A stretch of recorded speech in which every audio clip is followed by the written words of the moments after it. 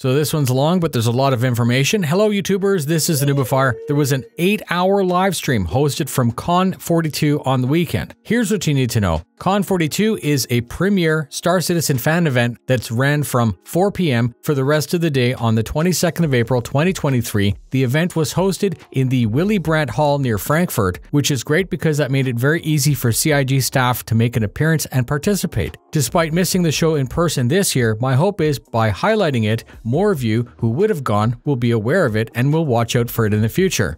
The site access ranged from €35 to €80. After the event welcome panel, we had Paul from HCS Voice Packs. He was on the stage with a small presentation. Paul created HCS by finding known actors and celebrities and getting them to read replies for commands that can be used in voice attack. Paul set a high standard many years ago by combining iconic voices and the ease of controlling our games and our spaceships. They're priced very well as Paul said his goal was community first, and I have known Paul for many years and I can vouch for him as the real deal. A great human being, and if you'd like to support him and have more fun with Star Citizen, please go check out HCS Voice Packs. You'll have no trouble finding tutorial videos and overviews on this channel. Paul brought some great support to CON42 with signed photos from various talented actors. Gates McFadden, who recorded a new pack called Nova. You had Brent Spiner, Alex, and others, and these would be raffled off at the end to the participants. Paul spoke about the challenges supporting an evolving game in an alpha state. Nothing ever works perfect, but with the help from the community who are active in their Discord, they're able to keep things on track. Paul mentioned that there was a need for an API to help improve performance, and that's something that only CIG can do. He wanted our support in trying to achieve that. He spoke about the future supporting for Squadron 42, and then we moved to the show floor for a quick tour of what was going on there. Community orgs and sponsors were all there enjoying a beer and talking about Star Citizen. Next, we had the Space Viking himself, Mr. Brian Chambers, who began with the usual by taking a selfie of himself in front of the crowd. Brian's current title is Development Director for CIG Frankfurt, and he really doesn't need an introduction at this point. He commented about how impressed he was for the turnout of the event, and he thanked the organizers. Brian spoke about his youth in California with skateboarding and art as outlets.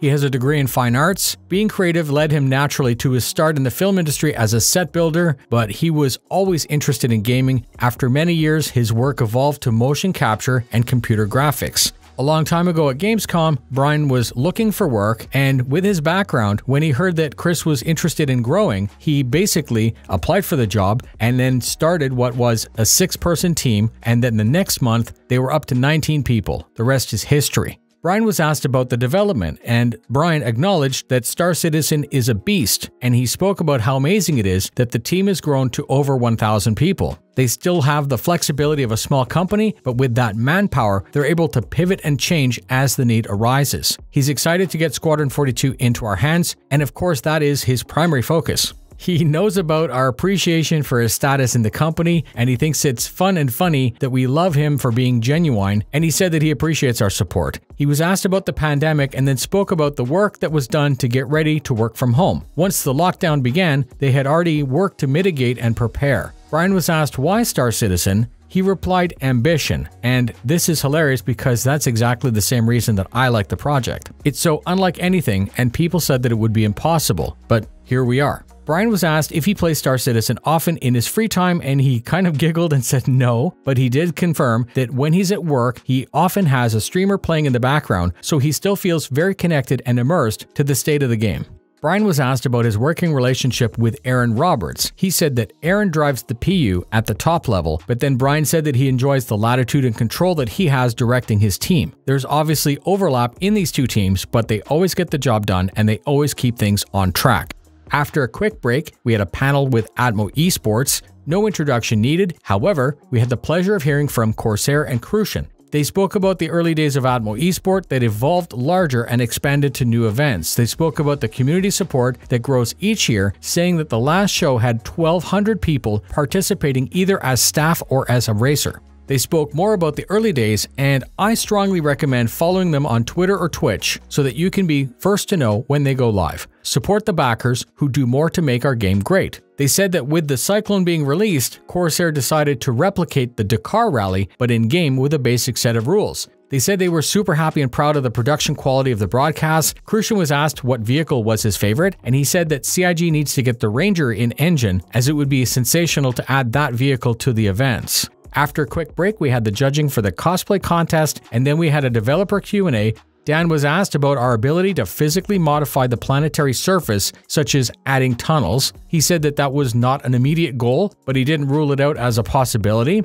Yogi was asked about combining different controller inputs in-game. He said that he was unable to confirm if this could ever be done. Dan was asked about deeper level of mechanics. Survivalists, for example, asked about cutting down trees to be burnt like a campfire to survive. The idea of taking that tree stuff and building cabins was not likely, but he did say that tents and other more futuristic survival mechanics might be added in the future. Salvage is currently a linear loop where you scrap and sell. The panel confirmed selling salvaged goods to a cargo runner and then splitting the profit was a desired game loop.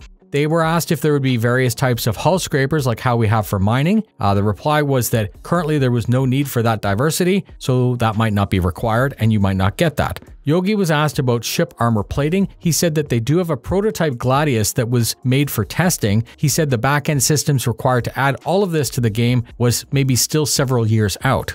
Yogi was asked about autopilot instead of what we currently have, which behaves kind of like a 1970s style cruise control. Yogi said that they can do that with AI, but it would be up to CR to see how he wanted to proceed. Dan then amplified that the more things that are allowed to be taken over by AI results in fewer things for the player to do, and he actually thinks that that would hurt the game badly. They had no firm dates to when the range of clothing for female characters would catch up to what's available for males. Yogi said that component balancing is mostly done for Squadron, and they want to move that over to the PU, but that might be done and might be still seen as premature because balance is sure to change again and again as more systems are added to the PU.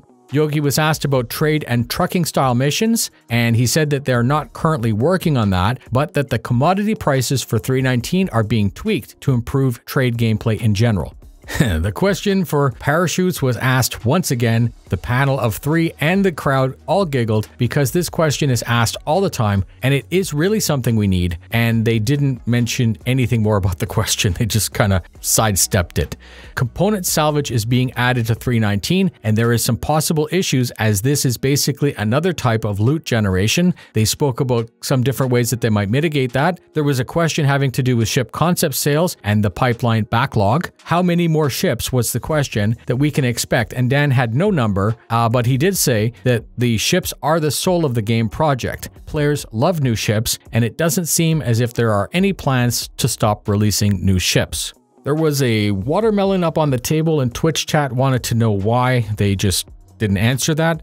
Chat wanted to know when we might have a fully AI crewed ship that would be remotely controlled from a distance. And Dan said that this is not something that they would ever want to do, but being able to control a fleet of player-crewed ships, or at least direct them, was planned. And that those player ships could still have AI crew members, but to have an entirely AI crewed ship was not part of the plan. The road tool is being built out of the river tool, and Dan said that there was no current timeline to when we might see roads between points of interest on the planet, but that it was possible. Frank wanted to know if there was a plan to migrate away from the Lumberyard engine to something else. Dan said that Lumberyard was being completely retooled to provide for the future. So I guess no, there was no plans to migrate away from Lumberyard. Drop bags for mining ships do not currently do anything, but they said that that was being worked on and it might be in 3.19. Which is really cool. So that's your mole and your prospector. And then of course those bags could get picked up by a cargo ship and sold.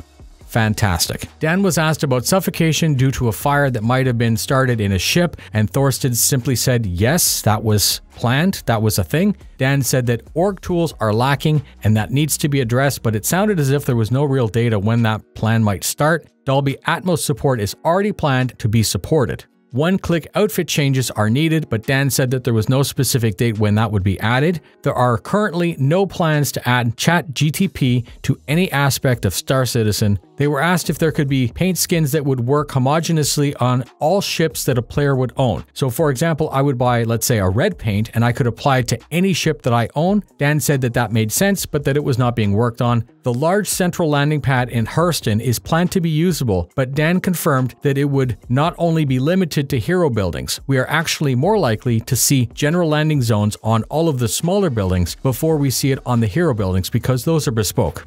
Stowaways that can kill you on takeoff was said to be an issue, and Dan said that he agrees but didn't elaborate any further than that. The sale of life support material such as air is planned, but there was no date. The friends list and how it works needs to be improved. They acknowledge that, and the ability to hide friendly markers on the UI is being worked on, but that's just like any other issue or bug. There's no specific effort being put onto that. There are plans to allow for stolen goods to be cleaned and then sold at full price, which is really good. There are plans to allow players to buy empty containers, but there are also plans to allow some containers to be specialized for guns, etc. And those containers will be nameable in the future so that you can manage your own inventory. A 319 wipe was asked for, and there was no answer that was made to confirm. Proximity comms work fine, but the ship-to-ship comms don't work very well, and Yogi had no comment. Then Dan kissed the watermelon, and that was the end of the panel.